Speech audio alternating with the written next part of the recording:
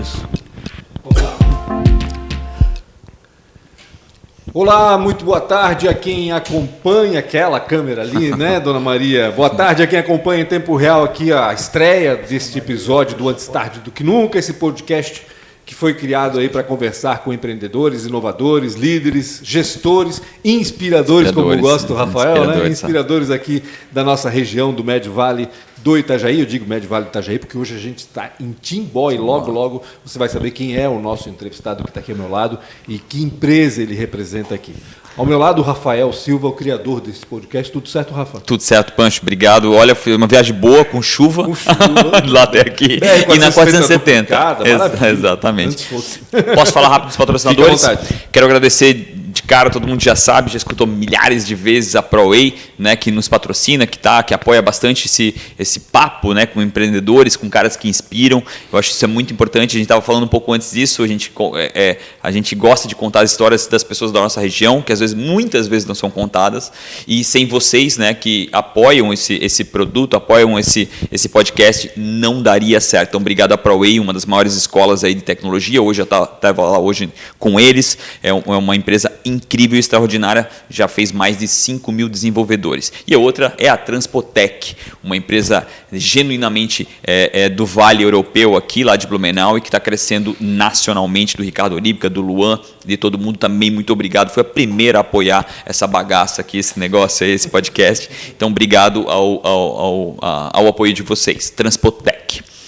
Quem está aqui? Então, eu falei já. Onde é que a gente está? A gente está em Timbó, né? A gente já falou isso e por isso a gente veio visitar e aproveitar e gravar com duas grandes empresas aqui da cidade, do Médio Vale do Itajaí, do país também, por que não? Porque eu sei que essa empresa aqui é referência para todo o país. A gente está falando da Metisa, Metalúrgica Timboense S.A. e ao meu lado está Edivaldo Ângelo, diretor-presidente dessa empresa, vice-presidente do Conselho Administrativo também. Edivaldo, obrigado por nos receber aqui para contar um pouco da história dessa empresa que muita gente ouve falar, mas nem sempre conhece muito bem, né? Então, eu cumprimento o Pancho, o Rafael e a Maria, é um prazer imenso tê-los conosco, e para nós é um ponto importante, é um ponto de orgulho e eu me coloco à inteira disposição. Maravilha. Eu quero primeiro, antes de mais nada, Rafa, eu quero que ele faça um raio-x rapidinho da empresa, porque muita gente ouve falar da Metisa. A Metisa tem uma história aí de 70 anos já, né? 80 anos vai fazer. Quase 80 anos. Quase 80 anos. Mas as pessoas não têm noção do tamanho que é isso aqui. Então eu queria que o senhor fizesse um raio-x rapidamente em números. Que tamanho tem físico a Metisa? Quantos funcionários tem? Qual é o faturamento dela hoje? Então, a Metisa, hoje, ela atende 6 famílias de produtos, sempre atingindo peças para máquinas agrícolas, tratores, para área ferroviária, o corte de granito, mármore, também de carretas para caminhões. Então, são produtos muito fortes, muito engenheirados, com aços microestruturados. Uhum.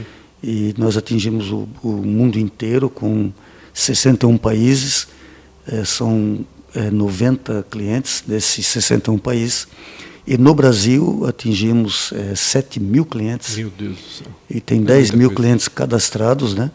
E dá um faturamento anual, esse ano deveremos fechar acima de 600 milhões de reais. Ainda faltam 3 meses, então temos aí alguns ajustes para fazer. E movimentamos líquido em peças em torno de 4.800 a 5.300 toneladas de aço por mês. 5.300, 5 milhões de quilos. 5 milhões de quilos. Não dá nem para imaginar o que é isso. Não consigo nem... São 1.200, varia entre 1.200 e 1.300 empregados. Porque existe uma variação, porque existe uma rotação. A mão de obra da nossa região está um pouco escassa. Então, todo mundo pelo jeito, né, Rafa? Nós trouxemos pessoas de fora, então tem a questão da adaptação cultural. Mas esses são os números principais da Metisa. Ela é capitalizada, todos os nossos investimentos, 30% do nosso lucro final líquido nós retornamos para a fábrica, aumentando a capacidade de produção, e na tecnologia de processos de fabricação visando redução de custo, e da tecnologia da informação. A Metisa, ela é totalmente tecnológica, ela é uma empresa engenheirada. E nós estamos muito bem nesse aspecto, porque a nossa estratégia é 40% para a área de agricultura, especificamente para grãos, na preparação do solo, no plantio e na colheita, e mais 10% na área sucroalcooleiro, que também é agricultura, mas é um perfil diferente de trabalhar esse nível de agricultura. Sucroalcooleiro é plantio de cana que é transformado em álcool e açúcar. Então nós temos máquinas para plantar, máquinas para colher, máquinas para preparar o terreno. Nós fabricamos peças para essas máquinas. Entendi. Portanto, não somos fabricantes de máquinas. A nossa especialização é fabricar peças. Vocês fornecem para quem fabrica as máquinas? Exatamente. Né? Fabricamos também para carretas de caminhões, para suspensão pneumática. São peças de altíssima responsabilidade. Fabricamos peças para trens também, para superestrutura ferroviária e pedras para corte de granito e mármore, onde a Metisa, com essa somatória, nós exportamos então 30% do nosso faturamento. Para aqueles 60, 70 países aí. Exatamente. Um choque que eu levei quando eu entrei aqui foi o tamanho da Metisa dentro de Timbó. Né? Qual o tamanho da Metisa, falando aí em metros quadrados, dentro de Timbó? A Metisa tem 300 mil metros quadrados de área e tem 48 mil metros quadrados de área construída. Estamos agora expandindo mais 1.500 metros quadrados. E temos um lago, um reservatório de água, que inicialmente ele foi criado artificial, para abastecimento de água para os sistemas de refrigeração da empresa, dos fornos, porque nós temos aí 14 laminadores laminando peças, né? Então todos os laminadores precisam de refrigeração e eles também são monitorados por fornos que vêm gás da Bolívia e canalizados especialmente para Metisa, vindo dessa rede da SC Gás. E então nós precisamos de refrigeração. Só que esse lago passa por filtros, oxigenação, tem monitoramento constante até do meio ambiente. Então nós resolvemos criar peixes. Nós temos muito peixe ornamental. Virou um pesca e pague. Eu ia dizer, muito maior que qualquer pesca e pague. A luta dos empregados para pescar aí dentro é grande. Mas não podemos deixar pescar, porque isso aí virou quase um pet da Metisa. Entendi. E como a água volta da fábrica levemente aquecida, então é um ambiente muito bom para peixes do Mato Grosso. Que bacana, olha só, peixes do Pantanal aqui então. Tem catfish, tem pacu, tem outros tipos de peixe, junto com peixes da região também. Que bacana. Pode falar. É uma questão, a gente avançou e já trouxe o raio-x de hoje. Eu queria saber um pouquinho lá de trás como tudo isso começou. Tem uma foto aqui, pena que a gente não consegue mostrar aqui. A gente pode mostrar depois, sim, pode cobrir. Tem um registro aqui de uma foto que realmente é quase inconcebível, tu vê, né? Uma casinha, aquilo né? ali é a Metisa, né? Em 1942. Como foi um pouco dessa história? E durante esses quase 80 anos, nunca passou pela cabeça de vocês saírem com esse parque fabril, né? Porque a gente sempre a gente acabou de falar sobre isso, a dificuldade da 470 de vir para cá, a gente já passa essa dificuldade há uns 30 anos. Exatamente. Né? Isso nunca passou pela cabeça? A Metisa nasceu em 1942 com uma pequena ferraria. O fundador foi o seu Richard Paul Neto, Richard Paul Jr., e ele é o nosso capitão que ainda emana energia para nós com essa fotografia que os senhores estão vendo, e também a ferraria que também está ali, uma fotografia. Na minha sala eu tenho ela pintada por um artista timboense. Mas por que isso? Porque você não pode fazer o futuro sem preservar o seu passado. Você não pode ficar preso no passado, mas você tem que tê-lo na sua mente e emanar isso para todos os funcionários. Funciona como referência, na realidade. É uma referência. Né? E o seu Richard foi uma referência para nós sempre, né? Em dignidade, em comportamento, a forma como ele agia, e isso nós herdamos dele. Ele era alemão? Ou... Ele já era nascido no Brasil, mas era filho de alemães. de imigrantes, provavelmente. Imigrantes alemães. E o senhor está aqui na Metisa já há quase 50 anos, pelo que você estava falando. Na verdade, não nessa fábrica, porque a Metisa nasceu ali no centro de Timbó, que é um lugar pequeno. Podemos falar um pouco sobre Timbó depois. Nasceu no centro. Então, de repente, o grupo Fiat, lá em 1972, estava começando a produção de máquinas no Brasil, ali em Santa Maria, São Paulo, e hoje estou em Minas Gerais, e também aqui em Curitiba, com a Case Niola e assim por diante. Então, esse grupo veio na Metisa, porque a Metisa fabricava uma pecinha pequena para um trator pequeno, que era uma sapata partindo de um trilho que foi bolado por um funcionário da empresa, na época, seu Ingo Gitz. E partia de um trilho usado de trem, né? De trem. Então, quando eles vieram, eles viram que não dava para atender aquilo que eles precisavam, porque a Fiat tinha um departamento de engenharia na Itália e outros países, então não podia aceitar um aço já utilizado para outras coisas. Então, precisava falar com uma pessoa que tivesse conhecimento técnico. E exigiu que a Metisa tivesse um engenheiro. Ali, o seu Richard, o seu Henry Paul, que foi prefeito 2 vezes até, e o seu Wolfgang Paul, e o seu Max, que eram os 3 filhos ali, eles foram me buscar na faculdade. Entendi. Eu, nesse momento, nem estava na faculdade, tinha um estágio no ITA.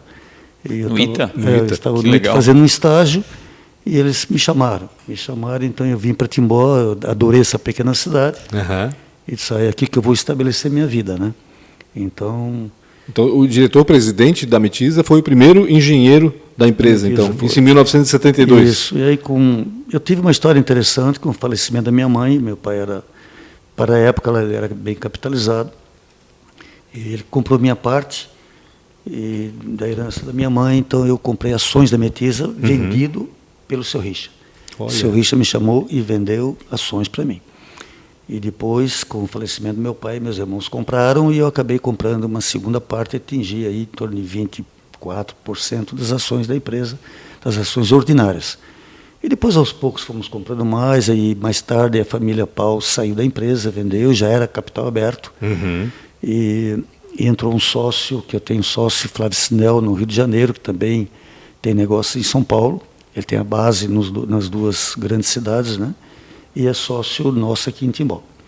Então, é meu sócio direto. Mas a Metisa é uma empresa SA de capital aberto. Nós temos 1.300 acionistas espalhados por todo o Brasil. E eu fico muito contente porque os acionistas recebem dividendos e continuam investindo, continuam comprando ações, porque acredito na nossa administração e no futuro da nossa companhia. Eu vou aproveitar o gancho e... Geralmente, numa empresa SA, existe uma grande dificuldade de manter, né, o presidente por muito tempo, né? Como é que tu consegue? E qual é a alegria há 50 anos, né? 50 não, mas quando é que o senhor assumiu a presidência? Em 89. Em 89, eu entrei em 72 como engenheiro, em 79 eu fui eleito diretor, e em 89... São 32 anos já como diretor-presidente da empresa, então. O fato de eu estar até hoje... Mantém lucro e pronto. Então... Resultado bom. Eu acredito que foi na formação de um time, né? E a formação também de uma filosofia estratégica. E isso deu resultado, e foi dando resultado como se fosse uma escada. Nós estamos subindo degraus, sempre direcionado ao mesmo foco, e muito calcado em cima do exemplo. O exemplo tem que vir de cima, e também com as bases em cima da qualidade do produto, que nós estamos incrementando em cima das normas todas dos nossos clientes e das normas internacionais. E também no prazo de entrega, que nós somos imprescindível. Nós falamos, vamos fornecer o produto para você dia 10, é dia 10. E também o preço competitivo. A Metisa não tem grandes lucros, mas tem lucro sempre. Então, em torno de 30% nós jogamos o nosso lucro para dentro. Um investimento para a empresa mesmo? Investimento na empresa, em cima de expansão, em cima de qualificação dos processos de fabricação para redução dos custos do produto, para continuar sendo competitivo a nível mundial. Quando o senhor fala em 30%, no caso, em 2020, isso representou quanto exatamente, que foi reinvestido na empresa? Foram 30 milhões de 30 milhões de reais. Ou seja, o lucro perto de 90 milhões, então perto de 100 milhões ainda. Foi um pouco menos. Nesse ano nós botamos 26%. Entendi. E também em cima do desenvolvimento tecnológico. A Metisa, na tecnologia da informação, ela é muito depurada e apurada, sempre muito bem colocada.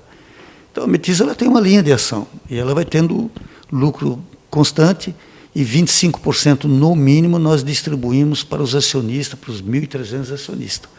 Então, nossos acionistas ganham dividendos. Então, nós, em geral, temos acionista de longo prazo. É muito raro você vendo a Metisa sendo negociada na Bolsa constantemente. Também tem isso. Mas o grande volume de negócio que nós temos nas ações, o pessoal compra e fica porque ganha. Investimento a longo prazo. Investimento a longo prazo. Então, esse esse resultado gradativo e apresentação para o Conselho de Administração, do qual eu sou vice, sempre mostrando um passo seguinte, novos projetos, isso é que faz perdurar essa equipe que está aí, do qual eu lidero. E o senhor pensa, já tem encaminhado uma sucessão agora? Ou estão trabalhando? A Metisa vai ser aberta, né? Então, uma sucessão pode ser um profissional exclusivo, sem ações da empresa. Eu posso, de repente, passar só para conselho, como um dos proprietários, né? E nós contratarmos, como tem outros grupos fortes, né? Sim. Que só tem profissionais. Então, nós não estamos preocupados com sucessão. Tanto que nem meu sócio tem herdeiros aqui dentro, nem eu tenho herdeiro. Então, eu tenho 3 filhos, né? E todos com seus negócios independentes. Bacana. Eu acho que essa parte de sucessão ela é sempre delicada, mas sempre fica na cabeça. Mas esse percentual de devolução, principalmente de dividendos, de 25%. De dividendos, perdão. Lucro. É um percentual bem mais alto do que a média, né? Que gira em torno de 13% a 18%. Na verdade, a lei especifica, nem todos cumprem, mas não estão dentro... Nem todos cumprem, mas não estão dentro do que especifica a lei. No mínimo que você tem que distribuir é 25% do lucro. No mínimo. Nós chegamos a distribuir 30%. Ano passado foi 30%. Nosso acionista ganhou com isso. E essa exigência de reinvestir 30% foi um parâmetro teu? Né? Foi. Isso é da equipe, né? Foi eu que coloquei isso, porque você não consegue ter uma visão de um pouco mais longo prazo se você não bota dinheiro ali dentro, em cima disso. Você tem que crescer na expansão, você tem um percentual disso, você cresce a empresa, e outro percentual você melhora os custos de processo, botando dinheiro na redução desses processos de fabricação. E a outra parte, você tem que ter softwares para poder manter o planejamento da produção bem ajustado para garantir a entrega do produto. Você tem máquinas para montar, ou você tem uma fazenda que usa o produto nosso, você precisa receber aquele produto no momento que você pactou conosco. Então, essa filosofia ali faz com que nós estejamos fazendo um plano orçamentário todo ano. Até final de novembro, nós encerramos o plano orçamentário para o ano seguinte. E depois segue. O plano orçamentário é mexido no máximo 10% do valor pactuado. Mudanças da economia, às vezes, mudam um pouco o seu plano. Nós determinamos que na área de caminhões nós vamos colocar um pouco mais dinheiro, mas no ano seguinte nós chegamos à conclusão que não precisa tanto ali e vai mais no outro. Essa mudança nós fizemos. Agora, o time se reúne uma vez por semana, das 16 horas às 17h30, tem hora para começar, tem hora para terminar. Não tem muita conversa, entramos diretamente nos sistemas, nossos números, né? Somos muito precisos, ninguém pode chegar atrasado nas reuniões, tudo amenamente falando, sem problema, sem trauma. A gente chegou mais cedo, tá? A gente chegou mais cedo. Você chegou mais cedo hoje. Deixar claro isso aqui. Vocês chegaram mais cedo. Chegaram mais cedo, é verdade. Mas nada tumultuado, mas o pessoal respeita. Temos um código de ética. E eu estou dando uma cópia um exemplar para os senhores do código de ética. Está conosco, né? Aqui. Mas para ver como é que funciona a nossa fábrica. Então, o que vale é o time, né? E nós temos uma filosofia de prata da casa. Que nós contratamos até profissionais externos, né? Já prontos. Mas a Metisa é uma empresa muito específica, muito engenheirada. É engenharia contra engenharia. Engenharia junto com a engenharia dos nossos clientes. Então, o produto é em cima de tratamentos térmicos específicos, microligados, os elementos químicos são totalmente microligados. Nós temos um sistema de laminação própria. E o nosso pessoal de vendas é preparado para vender nessa linha. Então, é importante que você trabalhe o prata da casa. Então, nós temos muitos profissionais aqui dentro que começou como operário da fábrica. Entendi. Nós temos o plano de menor aprendiz. Amanhã, inclusive, vai ser aberto 30 novas vagas para menor aprendiz. 30 vagas, que bacana. Então, esses menores aprendizes, nós ficamos com 5, 6 aprendendo depois. Claro. Né? Porque com 16 anos ele não pode entrar na fábrica para trabalhar diretamente. Porque ele está dentro dos setores onde ele pode atuar. A lei permite, né? Então, a partir dali tu já vê quem são aqueles garotos e garotas que têm atitude, que têm iniciativa. Porque isso é importante. Né? Vai reconhecendo já, né? Vai filtrando. Você vai pegando essa garotada aí e de repente vira gerente, e você contribui com a sociedade, porque no momento que você tira um garoto desse, e coloca dentro da fábrica, dentro de uma linha de disciplina, e nós dando exemplo de cima para baixo ali, nós mostramos como é que nós andamos na fábrica, como é que nós sentamos no restaurante, o respeito pela comida, como é que nós olhamos o nosso parque, fabril, as máquinas, os equipamentos, como é que nós olhamos o nosso meio ambiente. Nosso meio ambiente é muito bem administrado. Então, desse lago que os senhores viram aí, nós temos todo um parque com caminhos para o pessoal caminhar e assim vai. Como é que nós temos o nosso financiamento para os empregados? Como é que agimos a nossa área médica, nosso dentista? Esse pessoal vai pegando jeitinho. Nesse momento, você tira ele de ociosidade. Eu estou falando do menor aprendiz. Claro. A internet é uma coisa extraordinária, mas ele tem muita coisa ruim na internet. Sim. Se um garoto desse, no momento que ele está saindo do lado criança para adolescente, para adulto, se ele não receber uma estrutura de bom exemplo, é muito perigoso. É fácil sair desse caminho, vamos dizer assim, né? Então, a Metiza valoriza isso aí, nós cuidamos disso. Temos uma associação atlética muito forte, são 27 mil metros quadrados de terreno, e tem 4 mil metros quadrados de área construída, com todos os tipos de esporte lá dentro. Tem restaurante aberto ao público. Que bacana. Para agregar todas as empresas da região, funcionários. Sim, mesmo, porque a gente está no distrito industrial, né? Acaba servindo para os outros também. Aliás, esse envolvimento da empresa com a cidade é muito grande, né? Sim, coisa bem agregada. A Timbó está no nome da empresa, né? Ou seja, cada vez mais, não vou dizer que a cidade depende da Metiza, não é o caso. Não. Tem outras empresas fortíssimas. Exato, o Timbó tem várias empresas fortes. Mas há esse envolvimento com a comunidade também, né? Não só com a comunidade representada pelos funcionários. Sim, né? o Grupo Miller, por exemplo, é um grupo que até fatura mais que a Metiza. São 4 empresas lá, né? Vocês deverão procurar ali o Adalberto, que é um grande amigo meu. Próximo podcast, aliás. Um grande amigo meu, tenho uma admiração muito grande por ele também, pelo todos eles lá. Claro. Mas o Adalberto, a gente está mais próximo.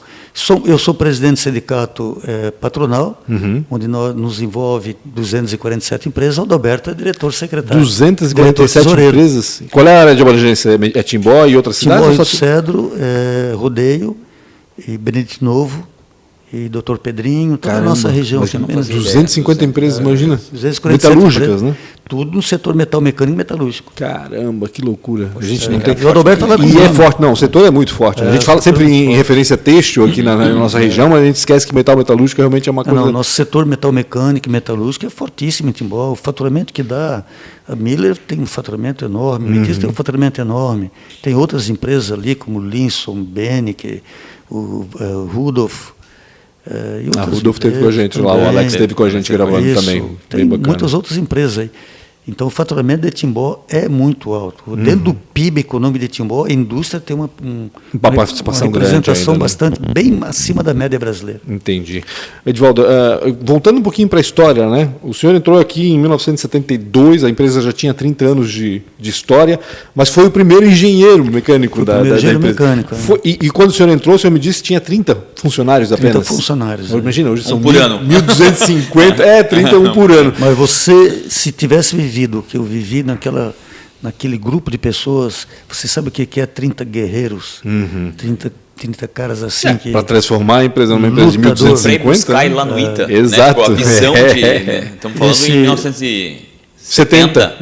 Começo da década de 70. Mas esses funcionários que estavam trabalhando na Metiza nessa época ali... Comprometidos. Meu Deus do céu, a empresa era... Mas essa contratação do primeiro engenheiro, isso significou, foi um divisor de águas para a empresa, na sua opinião? Foi uma profissionalização, poderia ter sido outro engenheiro. Claro, poderia ter sido outro, mas foi um divisor de água por causa do conhecimento teórico com o prático daquela turma lá. Então houve uma sinergia forte. Mas precisava, porque nós não teríamos entrado nessas empresas todas se não tivesse o conhecimento teórico, um conhecimento dos elementos químicos do produto, conhecimento de tratamento térmico, de usinagem de precisão, falar em dureza de material, em tração, cisalhamento, alongamento, esse tipo de questões técnicas, nomenclatura, expressão técnica, para você falar com montadoras de máquinas agrícolas, caminhões, não pode ser. Agora, um engenheiro simplesmente teórico não vai para frente, você tem que ter aquela base prática lá, E essa sinergia que botou a Metiza na frente. E naquela época a empresa fabricava isso já? Ela fabricava peças para... Não, ela fabricava peças ali. Paz dominava 60% do produto. Paz hoje é 2%. Para cavar mesmo. Hoje é 2%. Usava o trilho do trem e transformava ali em pá, na época. Era isso? Exatamente. Pegava tudo sucata, assim, sucata. Né? Sobras. Então transformava num pequeno laminadorzinho, né? E era heróico o negócio, mas era dessa maneira que fazia. E como é que ela passou a fornecer para essas fabricantes justamente isso ali. De máquinas agrícolas? Porque o pessoal do trator é que veio nos procurar inicialmente. Entendi, eles estavam atrás de fornecedores bons. Houve uma exigência da contratação ligeira. Dali para frente foi vento em popa. Entendi. Atendendo uma demanda do mercado. Atendendo uma demanda, uma exigência, porque o Brasil cresceu muito nessa fase, né? A época dos militares ali. Sim. Na época o Brasil teve um crescimento estrondoso naquela fase de 1975, 78, 80, ali teve um crescimento estrondoso. Novas usinas hidrelétricas, estradas e tudo, e ali precisava fornecedor. E a Metiza começou a agricultura mais forte. A agricultura do Brasil começou a se transformar de minifundiário para maxifundiário nessa fase. E a Metiza entrou com esses produtos, e fomos entrando. E ali é que está. Se você me perguntar qual é o caminho, por que a Metiza tomou esse caminho? Isso é estratégia. Quando uma empresa vai mal, a culpa é da estratégia. E quem faz estratégia são as pessoas da empresa. Então não adianta você culpar a economia, porque o Brasil está ruim. Sim, a estratégia tem que ter como base tudo isso, né? Tem que ter como base a economia, o governo, enfim, tudo. Até porque a economia é para todos. Né? Exatamente. Então, não é só para quem quebrou. E a Metiza foi mal um período, muito mal. Nós chegamos. Essa era a pergunta que eu ia fazer. Então né? faça. Assim, toda empresa geralmente passa por momentos, né, de transformação. E esse momento de transformação, geralmente ele é acelerado por uma dificuldade. Geralmente, como é que existiu isso na história da Metiza? Existiu. A estratégia daquele momento lá, de 78 para 79. Outubro de 78 houve uma nova formação de diretoria. E os diretores da época ficaram só no conselho, que era a família.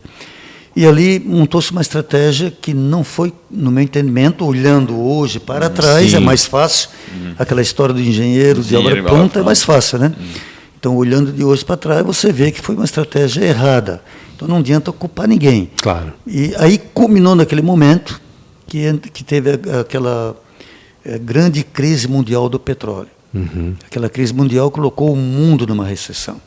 E a Metiza tinha feito investimentos enormes para essa fábrica, no começo dessa fábrica. E ela não conseguiu pagar isso aí, porque caiu o faturamento de uma forma assustadora. Então, ela chegou a ter 8 vezes de dívida, 8 faturamento de dívida. Caramba! Então, como se hoje, então, a Metiza 5 bilhões, como se devesse hoje 5 bilhões de reais. É porque o faturamento é mensal, então nós faturamos hoje em torno de... o faturamento mensal. Então hoje nós faturamos 70 milhões. Ou seja, um ano teria que ter faturamento total, bruto, para pagar uma dívida. Não era nem líquido para poder pagar. Entendi. E tu tens que ver que não era só esse faturamento, é que a expectativa de crescimento do Brasil era muito pouco, então não adianta você fazer um planejamento para pagar dívida se você não tem uma expectativa do crescimento. De crescimento, do país, claro, com certeza. Que retorne um faturamento e te sobra dinheiro para poder contemplar isso. Então, lá nesse meio ali, eu assumi a presidência. Sobrou a parte boa, né? Mas aí o time... Só o olhinho para o lado aqui já deu uma intenção. O que aconteceu naquele momento? Esses cabelos brancos devem ter surgido naquela época, provavelmente, né, Edivaldo? Realmente o time sofreu ali. O time ali foi... Mas agarramos, né? Agarramos com Quantos funcionários tinha naquela época já? Nessa época ele tinha 380, mais ou menos. Já era sócio? Já tinha comprado a participação? Já era sócio, sim. Ou seja, a minha sociedade começou em 73, já um ano que eu estava aqui. Eu já comecei a comprar com o falecimento da minha mãe, depois do meu pai. Já começou em 73, fui comprando, né? O seu Richard me vendia também, depois comecei a comprar no mercado. Mas ali foi muito difícil, muito. Por quê? Você, quando tem dívida, você tem campos da dívida. Você deve para o governo, tem impostos atrasados, você deve para bancos, e você deve para fornecedores e você deve para o seu funcionário. Porque você começa a atrasar pagamento, não deposita, não paga o INSS. A dívida com maior impacto, né? Porque as pessoas estão olhando no teu olho. Né? Ali tem uma coisa importante. Você tem que ter serenidade, você tem que estar comprometido com a empresa, e o time estava. E nessa parte ali eu consegui, aí sou eu mesmo, eu consegui manter a serenidade do time. E disse, olha, nós temos uma escada, só que nós estamos no primeiro degrau. Então, nós estamos olhando a escada de baixo para cima. Então, nós vamos subir esses degraus. Aí nós vamos administrar e mapear tudo isso. Primeira coisa que temos é o seguinte, informação. Precisamos ter tudo na nossa frente de quanto nós devemos para quem. Quanto nós devemos e para quem. Tudo. E temos que dar preferência. Na minha cabeça, e quero que vocês estejam juntos nessa, preferência absolutamente total pagar o empregado. E tem que pagar o empregado e depositar fundo de garantia, que fundo de garantia é dele, não é nosso. É um dinheiro do empregado que nós temos que tirar do mês e depositar para ele. Sim. O empregado tem que pagar. Por quê? Porque ele faz dívida. Ele vence o prazo da dívida. E se nós não vamos ser pontual, ele não vai conseguir ser pontual lá, começa a pagar juro e começa a desmontar a família dele. Exatamente. Então, isso aí, para mim, é pagar o empregado. Segundo é fornecedores, porque eu preciso continuar recebendo material. Para produzir. E terceiro e quarto é negociar com o banco. Se eles negociarem os juros que eles cobram, porque vem multa, vem tudo, se negociou, eu sento. Se não negociou, eu não vou sentar. Vai esperar. E o governo vai ser o último que eu vou pagar. Por quê? Porque o governo vai buscar dinheiro sem te oferecer nada. Exato. E ele te tira muito mais do que o lucro que você gera com o esforço de todos os teus empregados e seu. E ele não te dá nada em retorno. Você não tem estrada, você... Está duplicando a 470 agora, Edvaldo. Pois é. O governo não te retorna nada. Então, essa é a realidade brasileira. Eu não estou aqui para falar mal ou bem. Claro. Estou dizendo o seguinte, a realidade é essa. Funciona assim. O governo nunca nos deu nada de retorno. Nunca. Nada. Então, ele só vinha tirar. Então, ia ser o último a receber. E depois nós vamos negociar. E aí os bancos no começo endureceram, e depois nós formamos uma equipe para trabalhar os bancos endureceram muito, e depois os bancos viram que tinha que chegar junto. Os bancos não perderam, não pensa que eles perderam. Eles tiraram as Eles mãos. nunca perdem, né? No fim das contas. E acabou que hoje nós vencemos isso lá, vencemos mesmo, e os acionistas não nos abandonaram, isso foi uma coisa boa, e acreditaram na equipe. Começamos a apresentar projetos novos, começamos a entrar em outras áreas, como a agricultura, já estávamos aí dentro, e começamos a entrar na área de corte de pedra, de granito, e fomos evoluindo, fomos subindo os degraus da escada. E o bom é que cada vez mais que nós subimos, a gente conseguia enxergar o sol na frente. Em que momento vocês comemoraram o fim dessa fase ruim da empresa? Com que passo foi? Houve um divisor de águas aí financeiro? A crise começou em 81, ela derrubou, foi o pico máximo de descida, foi 85, e 89, final de 89 nós empatamos. Conseguiram superar 10 anos, então, aí quase de... Mas não a dívida. Conseguimos superar, sair do prejuízo e para o lucro. Entendi. É ali que aconteceu. Ali então, começaram a pagar a dívida, né? Mas só que tu tens o aprendizado, tu aprende com tudo com isso. certeza. Tu aprende. Hoje, a nossa força de estratégia é muito séria. Nós sabemos exatamente os pontos onde nós vamos, os passos que nós vamos dar. Nós temos uma aproximação com nossos empregados imprescindível, a gente cuida disso. Você para fazer uma fábrica, você compra terreno, você compra máquina. Faz fácil, né? Você compra instalação, você monta. Você vai atrás do mercado, você consegue. Atrás de fornecedor, você consegue. Elemento humano preparado e comprometido, você não consegue. Então, você tem que fazer. Então, dê preferência para isso. Fala de elemento humano primeiro, antes de falar nas outras linhas. Bom, o que acontece com a Metiza hoje? Ela é exatamente essa fotografia. Nós cuidamos das pessoas. E outra, a pessoa se aposenta, ele volta para a Metiza uma vez por ano para almoçar conosco e conhece a fábrica que ela fez de investimentos. Que bacana. Poxa, que... Tem dúvida. Eles não vieram em 2020 e 2021, por quê? Por causa da pandemia. Lógico. Mas nós damos um presentinho, mandamos. Agora estamos dando um caneco com o emblema da Metisa e uma mensagem dentro do caneco, mandamos. Caneco de chopp, não? É um carinho. Caneco de Não, caneco... É de café mesmo. Não. Esse é caneco de chá, né? Pode ser um caneco de café com leite, para ele não beber muito chopp.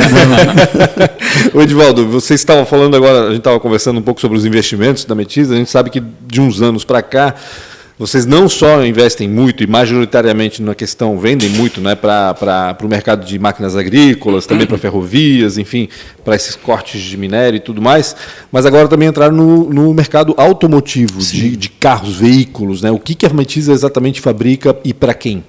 As duas novas bandeiras que nós temos, dobradiça para automóveis, nós laminamos as peças e fornecemos para uma empresa especializada que fabrica as dobradiças e fornece.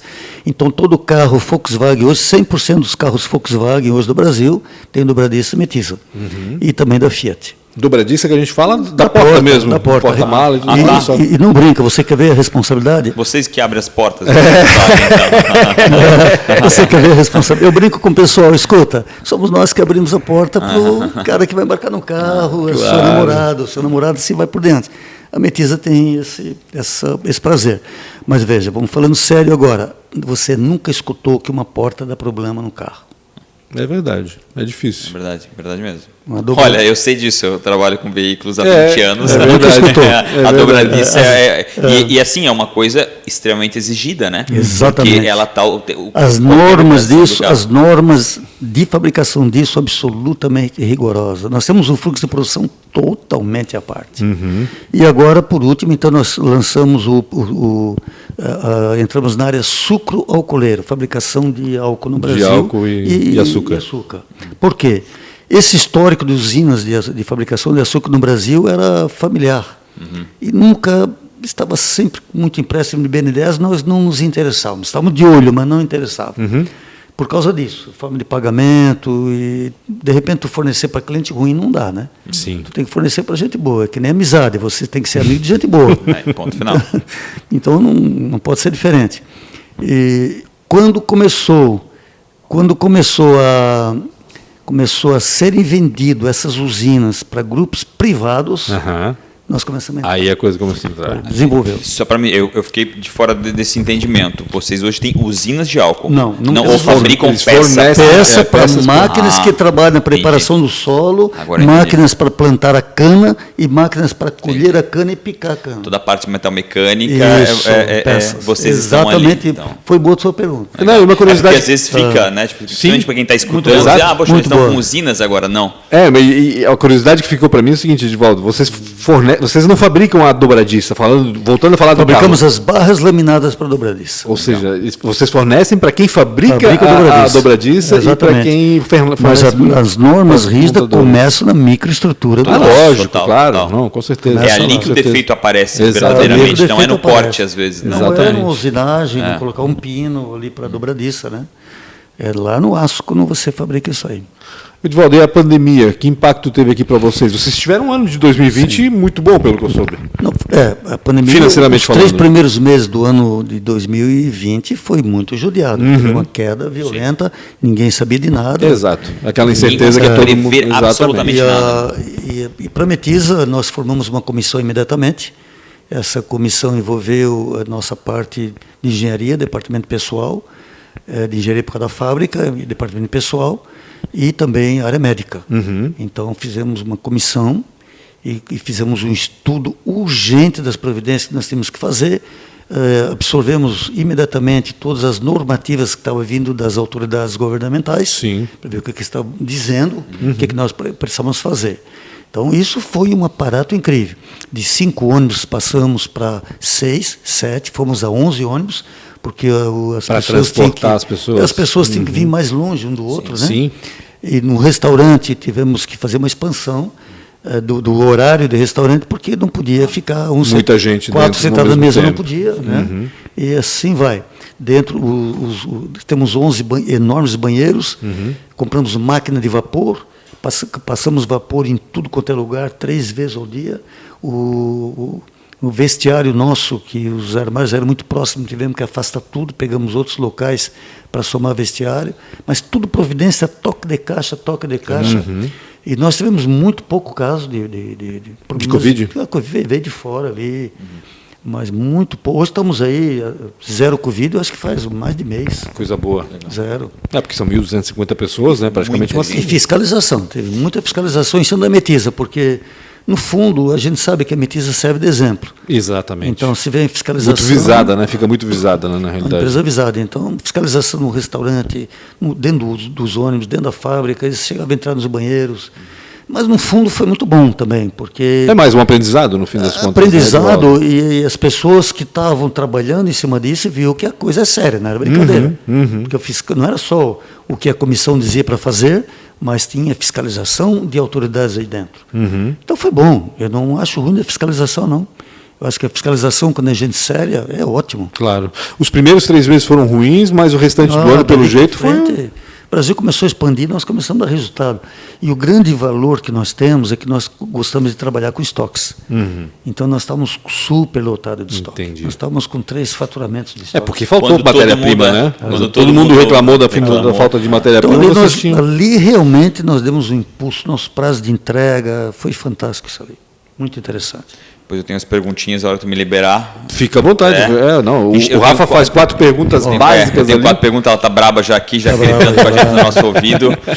Tá preocupado até mais que a gente aqui. Olha. Vamos já lá. deu para ver que Exato, a Maria... Maria é a nossa chefe aqui, tá? Vamos lá. Qual foi... Você explanou um pouco a dificuldade da Metisa. Eu queria saber, geralmente, um pouco mais no âmbito pessoal, né? Talvez vai ter o mesmo vínculo, mas qual foi a maior dificuldade que tu teve? Ou uma escolha ruim que tu teve, ou uma péssima escolha? Ou um ou outro, tu pode escolher. Você se refere... Como gestor mesmo, né? Como gestor? É. Foi o começo da crise, quando eu assumi a presidência, foi colocar todos na mesma linha de pensamento. Por quê? Porque você tem profissionais competentes, você tem engenheiros, você tem administrador de empresa, você tem economista, advogado, e cada um tem a sua personalidade. Então, você trazer esse pessoal para a mesma linha de pensamento, formando a Metisa tinha que ter personalidade, não cada um. Exato. Formar uma unidade. Cada um dentro da sua área pode botar a sua personalidade, mas tinha que seguir uma linha de ação que é da Metisa. Claro. E fazê-los focar o problema que nós estávamos enfrentando, que era a dívida de um lado e a necessidade de faturamento na outra, para poder aumentar, separar as coisas, as coisas e trabalhar cada um dentro da sua área. E ali nós começamos da seguinte maneira: começamos a fazer reuniões semanais. Então cada gerente, cada diretor sabia que se passava na outra área. Entendi. Por exemplo, o gerente de produção estava sabendo exatamente o que está acontecendo na área financeira. E assim sucessivamente, a área de suprimentos, a área de vendas, cada um sabia os problemas do outro. E ali foi muito difícil. Foi muito difícil porque havia, em determinados momentos, até pânico houve, cobrança de dívida, né? Claro. Cobrança de dívida, e pânico houve, a necessidade de parar o time, olhar o planejamento 2, 3 vezes por semana, atrás de novos negócios. E assim vai, ameaças, né? De fora para dentro. Ameaças são muitas, de pessoal de banco, e até fornecedores. E ainda nessa época, eu sofri isso em 2004, 2005. Para mim foi muito duro. Em 2004, 2005. Né? Eu imagino isso lá em 1980. Né? Que o cara vinha aqui e falava desaforo na cara de qualquer jeito. Né?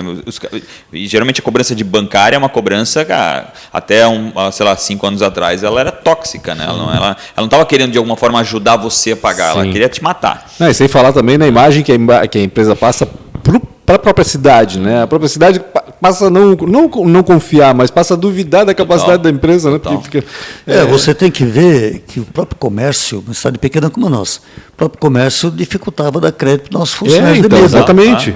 Trabalha na Metisa, está recebendo, não está recebendo, vai receber?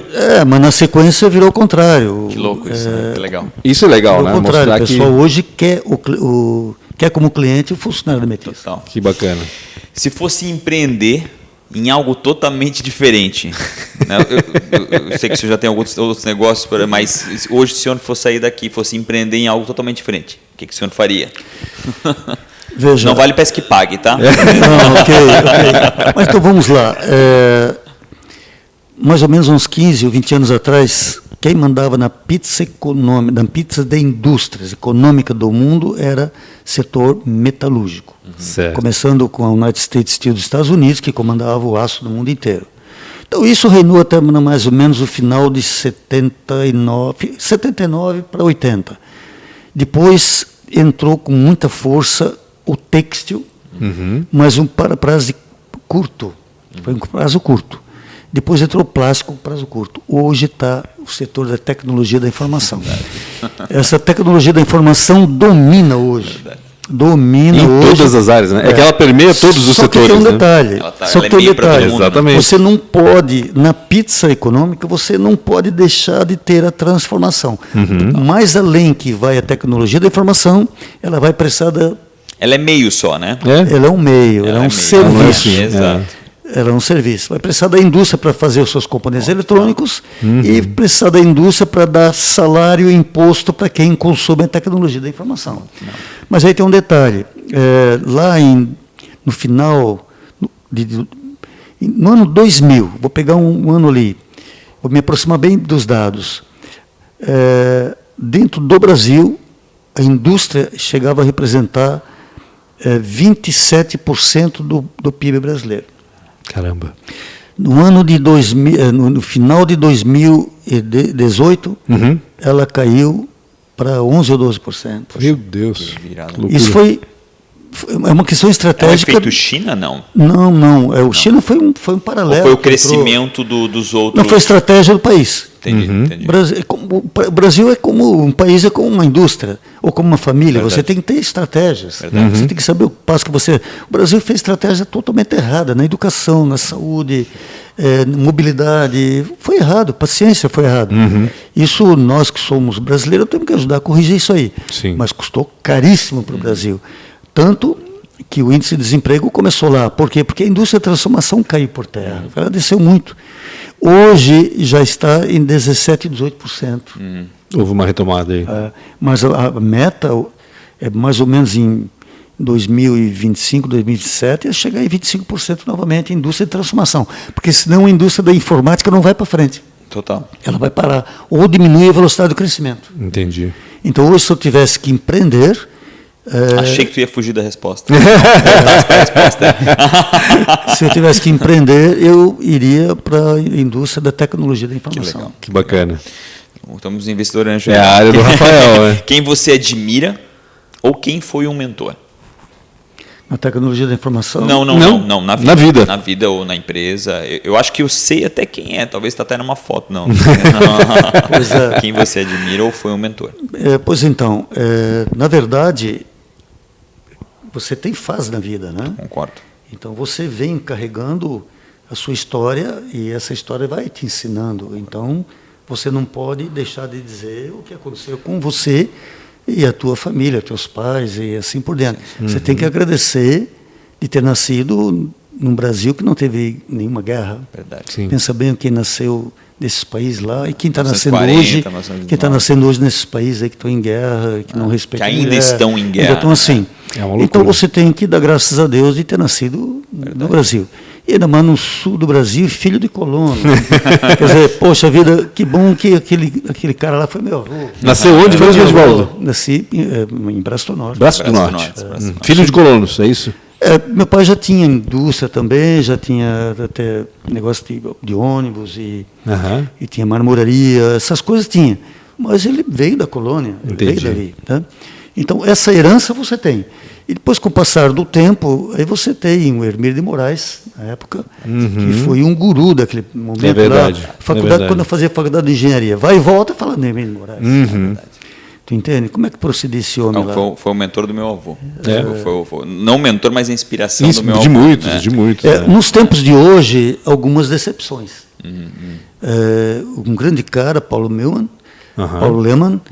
que foi... Eu acompanhei ele bastante até, e de repente, em algumas coisas, ele me decepciona Certo. em algumas coisas. Mas a habilidade dele em traçar estratégia, eu tenho uma admiração muito grande e acompanho ele, inclusive. Bacana. O Jorge Paulo realmente um cara... Ele é uma extremamente pessoa estratégico. fantástica, né? E algumas coisas decepcionam, porque nos dias de hoje também, tu não sabe o que se passa na cabeça de um homem desse com os grupos onde ele trabalha. Então tem que ver o resultado que ele dá. Então tu passa a admirar o resultado dele. Claro. E ele tem um grau de estratégia grande, sempre com projetos. Indústria, que eu admiro. Indústria que eu admiro. E ali, pasmem, não tem ações dessa indústria. É incrível, não tem, que é a VEG. Aham. A VEG eu admiro, por quê? Porque a VEG admiro como projetos constantes novos, projetos novos constantes. Sempre inovando, né? Sempre inovando, sempre inovando, sempre inovando. E isso ali é um time profissionalizado, né? Com certeza. Então a VEG é um... É um orgulho para todo mundo, não tenha dúvida. É a última. Passou ileso. se você se encontrasse com 19 anos, o que você diria, né, para esse garoto... antes do ITA, né? Já estava trabalhando no na ITA, Metiza certo? já. Não, 19 não, 23. Não? 23. Com 23 veio para cá? 23. E com 19 estava onde? Já você estava diria pra esse começando, cara? está dentro da faculdade de engenharia. De engenharia? O que O senhor diria para Não vai para Metiza. o Edivaldo de 19 anos? Pelo menos até 1980. Não, a pergunta é curiosa. Não, a pergunta é interessantíssima, hein? Interessante, faz a gente parar um pouco. Pancho e Rafael Silva, né? Pois é, faz a gente parar um pouquinho. É que, na verdade, eu fiz engenharia numa época que o engenheiro era procurado, tinha poucas faculdades de engenharia. Sim. Então tinha muita oportunidade, o Brasil estava crescendo, no meio daqueles programas de investimentos da área militar ali, que foi muito progressista, e a gente sabe disso, né? Então eu era muito procurado. Então eu não imaginei ir para uma empresa pequena. Nem imaginei isso aí. Eu imaginei para uma empresa grande, que tivesse já uma estrutura, mas se eu hoje, olhando para trás, eu estava procurando uma empresa grande. E aí, de repente, a Metiza foi me procurar. Sim. Como eu falei ainda há pouco. 30 funcionários.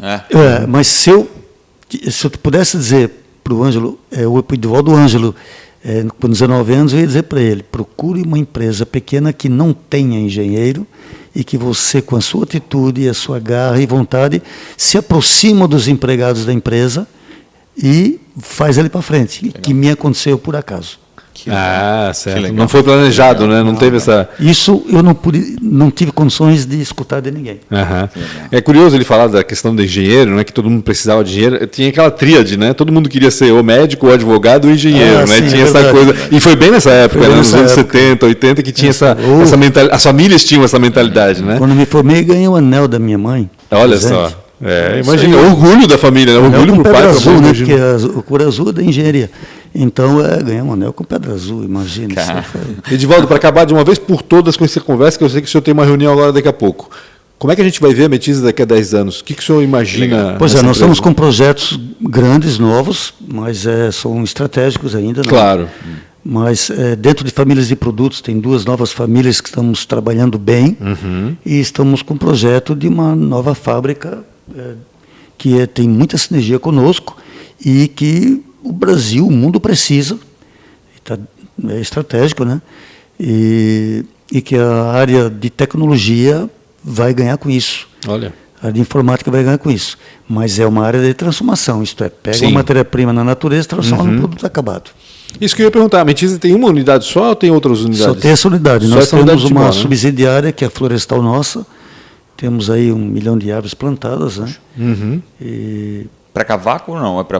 É para usina? Não. Para caldeira? Para caldeira não. Não, nós não trabalhamos mais... Reflorestamento. Só com gás. Só para reflorestamento. Tá. Só para Reflorestamento. Bacana. Aldo, obrigado demais por Perfeito. abrir as portas da Metiza, bater um papo aí com a gente, falar um pouquinho, né? Eu sei que é muito rápido, mas um pouquinho da história, eu acho que as pessoas já conseguem perceber o tamanho, né, dessa história e o quão importante é, não só para Timbó, né, mas para o estado inteiro de Santa Catarina. Parabéns aí pela tua jornada e realmente é incrível. Obrigado, Pancho, aí, obrigado a todos aí que nos receberam tão prontamente, de forma tão afetiva. Muito obrigado também. Você ainda há pouco fez uma pergunta assim, de outros momentos importantes.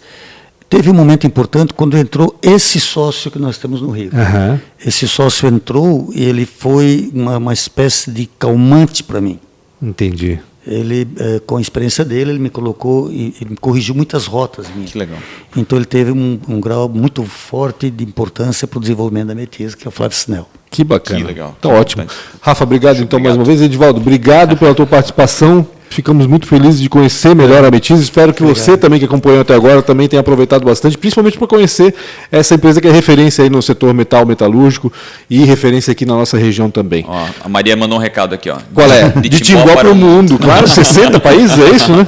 Exportado para 60, 30% da produção dessa empresa vai para o mundo. Imagina que coisa louca. Gente, obrigado mais uma vez pela sua participação. Não se esqueça, inscreva-se no canal Real Rafa Silva para acompanhar todas as entrevistas que a gente veicula aqui no podcast Antes Tarde do Que Nunca. Um grande abraço a todos e até mais. Pronto. Liberado, Muito obrigado, liberado. Eu não tenho experiência disso.